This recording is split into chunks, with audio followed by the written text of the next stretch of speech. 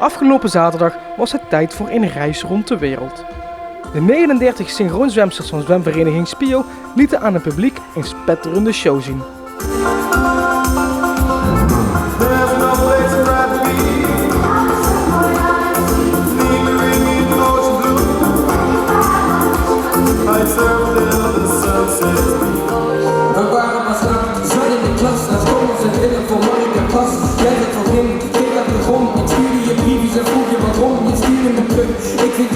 We zijn eind vorig seizoen hebben we tot dit idee gekomen, want we hadden elke 2 jaar hebben we een synchroonzwemshow.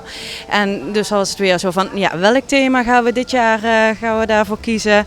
En dus reis om de wereld geworden. Dus daarmee nemen we iedereen door de wereld heen met alle dansen. We zijn begonnen in Nederland en van daaruit zijn we net richting Frankrijk, naar Hawaii gevlogen, naar Amerika. En nu zijn we in Rusland beland. Dus zo doen iedere dans komt uit een bepaald land, die muziek. En daarop hebben we een dans gemaakt. En brengt of één persoon of een hele groep brengt dat tot in beeld. Een van de zwemsters is Jade. Zij deed mee in de Acts Afrika en Australië. Afrika doe ik een stukje dans op de kant, op het podium daar zo. En dan doen we gewoon stukjes dansen en dan wat laatst moeten we er met een bommetje in. Australië moet ik het zelf in het water ook doen. Dan doen we allemaal kunstjes zeg maar, in een dans in het water. En dan doen we nog, daar zit zo bijvoorbeeld een balletbeen in. En is dat moeilijk? Ja, balletbeen is nog wel moeilijk, maar andere stukjes weer niet. En hoe lang heb je erop geoefend? Een jaar. Eén stuk van het jaar. Het is niet heel lang, maar het is 3/4 van een jaar. Ja, er zit behoorlijk wat werk in. Qua in eerste instantie al de muziek achter elkaar zetten, de dansen maken, dansen aanleren, oefenen. En dan nog de rest van de aankleding wat hier nu nog voor de show.